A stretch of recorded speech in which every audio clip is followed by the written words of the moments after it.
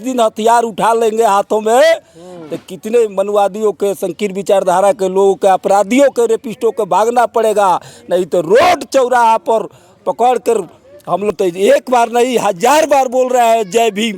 किसी के औकात है तो आओ हमारे सामने और हमसे रुकवा दे जय भीम बोलने से। ऊप कर किसी का हत्या कर दे रहा, मैं तो मंच लगाकर हम लोग जयंती मनाए हैं और जय भीम बोल रहे हैं। किसी के औकात है तो आए, उसका आमने सामने दो दो हाथ हो जाएगा, उसको भी औकात पता लग जाएगा कि कितना वो है और कितना हम लोग है। जातीय जनगणना करा लीजिएगा तभी तो हिस्सेदारी तय कीजिएगा किसके कितनी संख्या है। तो ये तो पहले से बहुजन समाज पार्टी के मैनिफेस्टो में है।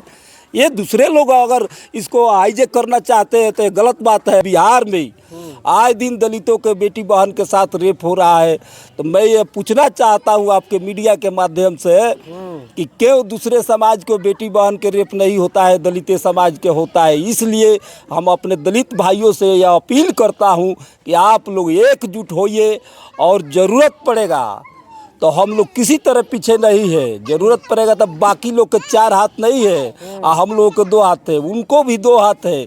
जिस दिन हम लोग संविधान को मानने वाले हैं, नहीं तो जिस दिन हथियार उठा लेंगे हाथों में तो कितने मनवादियों के, संकीर्ण विचारधारा के लोगों के, अपराधियों के, रेपिस्टों के भागना पड़ेगा। नहीं तो रोड चौराहा पर पकड़ कर हम लोग काटने के काम करेंगे, तलवार से बुट्टी बुट्टी काट देंगे। क्या जय भीम बोलना गुनाह हो गया है? जय भीम हम तो एक बार नहीं 1000 बार बोल रहे हैं जय भीम। किसी के औकात है तो आओ हमारे सामने और हमसे रुकवा दे जय भीम बोलने से। सीतामढ़ी में आपके समाज के एक लड़का ने जय भीम बोला तो समर समाज के लोगों ने उसकी हत्या कर दी। छुप कर देखिए, छुप कर किसी का हत्या कर दे रहा, मैं तो मंच लगाकर हम लोग जयंती मनाए हैं और जय भीम बोल रहे हैं। किसी के औकात है तो आए, उसका आमने सामने 2 हाथ हो जाएगा, उसको भी औकात पता लग जाएगा कि कितना वो है और कितना हम लोग है। ये देखिए रात में छुप कर और किसी को अकेले पाकर किसी का हत्या कर देना या गोली मार देना, ये बहादुरी की निशानी नहीं है, ये कायरता की निशानी है। अगर उनकी माँ ने दूध पियाया है तो जय भीम बोलने पर रोकने वालों को बोलिए, मैं मंच लगाकर बोलता हूँ जय भीम। किसी का औकात है तो आकर रोके, तब उसको पता लगेगा कि किसके पाले पड़े हैं। ऐसे बताइए आखिर शोषण अत्याचार कब तक होता रहेगा? देखिए ये बाबा साहेब बोले थे कि अगर जो शासक बनता है समाज उस पर अत्याचार नहीं होता है। इसलिए मैं अपने समाज से, जब तक हमारा लोग शासक नहीं बनेंगे हमारा सत्ता नहीं आएगा। इसी तरह होते रहेगा जब तक हमारे चमचे पैदे होंगे और दूसरे के चमचागिरी करेंगे। मानवर कांसी राम साहब कहे थे कि चमचों से बचने की ज़रूरत है। वो चमचे चुनाव के समय आता है तो हमारे समाज में चमचे लोग जाकर वोट दिलवाने के काम करते हैं। उन्हीं लोगों के जो जी कृष्णैया IAS अधिकारी के हत्यारा को छुड़ाने के लिए जेल में रूल में जो सरकार संशोधन करती है, उन्हीं लोगों के हमारे दलित समाज के चमचे लोग पैदा हुए हैं जो जाकर उनके वोट दिलाने के काम करते हैं। तो कैसे हमारा मिलेगा न्याय? बिहार के नीतीश कुमार कहते हैं मुख्यमंत्री की बिहार में सुशासन की सरकार है, सब कुछ ठीक ठाक चल रहा है यहाँ पर। देखिए कहीं सुशासन की सरकार नहीं है। पूरे बिहार में आए दिन दलितों के बेटी बहन के साथ रेप, दलितों का हत्या, कोई किसी को जय भीम बोलने पर हत्या होता है। आप कह रहे हैं सुशासन की सरकार है? ये कैसी सुशासन की सरकार है? ये पूरी तरह से यह सरकार फेलियर है और इसको उखाड़ कर फेंकेंगे इस बार 2025 में आने वाला चुनाव में। हम लोग आपके मीडिया के माध्यम से बताना चाहते हैं और बहुजन समाज पार्टी के 2025 में बिहार में सरकार बनाएंगे और तब जाकर वैसे संकीर्ण विचारधारा के जो रेपिस्ट और अपराधी है उनको जेल के सलाखों में जाना होगा, नहीं तो बिहार को छोड़कर भागना पड़ेगा। RJD जगह जगह भीम समाज करा रही है, बाबा साहब के बारे में बता रही है। देखिए जगह जगह नहीं, दलित बस्तियों में खास कर लोग कराते हैं। तो मैं उन्हीं लोगों से पूछना चाहता हूं कि दलित समाज से ज़्यादा उनका OBC समाज बाबा साहेब के बारे में जानता है। तो सबसे पहले उनको ज़रूरत है OBC समाज के बस्तियों में जाकर बताने के, दलितों के लुभाने वाला काम नहीं करे। और मैं अपने भाइयों से यही अपील करता हूं कि उनके लुभावने में नहीं जाना है। अगर उस तरह के उनका भावना है तो हमारे तो हम लोग जानते हैं, हमारे तो पाँचवा पास है, अभी बच्चा हमारा 5 साल का है, 7 साल का, उससे भी पूछिएगा तो जय भीम से ही शुरू करता है। तो ये हमारे दलित बस्तियों में अम्बेडकर साहब के बारे में बताने की ज़रूरत नहीं है। मैं आपके मीडिया के माध्यम से यह कहना चाहता हूं कि पहले अपने समाज को जाकर बताएं।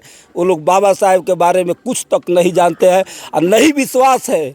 तो मैं आपके मीडिया के माध्यम से कहता हूं, चलिए पहले उन लोगों का घर जांच कर लीजिए, एक बाबा साहब का फ़ोटो दिखवा दीजिए। अगर मानते होंगे तो ज़रूर उनके घर में फ़ोटो होगा, बाबा साहब के दरवाजे पर लगाए होंगे, अपने दरवाजे पर चाहे घर में ज़रूर रखे होंगे। तो ये साफ साफ आपको दिखाई पड़ जाएगा कि किसका वो लोग फ़ोटो रखे हैं और किसका रखे हुए हैं, नहीं रखे हैं, यह क्लियर हो जाएगा। केंद्र सरकार जातीय जनगणना करा रही है। मैं केंद्र सरकार से यही हम लोग मांग करते हैं। पहले से भी बहुजन समाज पार्टी बहन कुमारी मायावती जी जातीय जनगणना के पक्ष में थी और हम लोग चाहते हैं कि जिसकी जितनी संख्या भारी जातीय जनगणना कराकर जिसकी जितनी संख्या भारी हो उसको उतने हिस्सेदारी दिया जाए। जो मानवर कांसी राम साहब कहे थे, जिसकी जितनी संख्या भारी उसके उतने हिस्सेदारी, तो हम लोग उसी को तो चाहते हैं कि जिसकी जितनी संख्या हो उसको आरक्षण उस तरीक़े से दिया जाए। हम लोग तो चाहते हैं कि जिसके जितने संख्या आरक्षण दे दिया जाए। जातीय जनगणना करा के जो बवाल है, हमेशा आरक्षण के लोग विरोध करते रहते हैं, तो हम तो चाहते हैं कि भाई ले लीजिए अपना हिस्सा।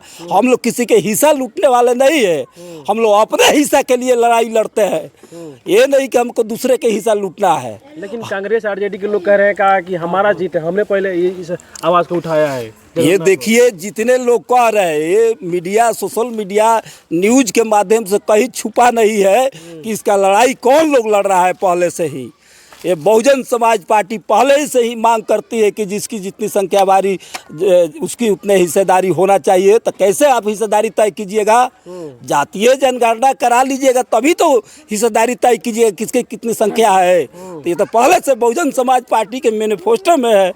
ये दूसरे लोग अगर इसको हाईजेक करना चाहते हैं तो ये गलत बात है। तो क्या जो केंद्र सरकार बोली कि हम जनगणना कराएंगे, क्या इनकी मंशा साफ दिख रही है इसमें? देखिए, ये बोलने और करने में बहुत लोगों का अंतर है। ये मैं आपके मीडिया के माध्यम से कहता हूँ।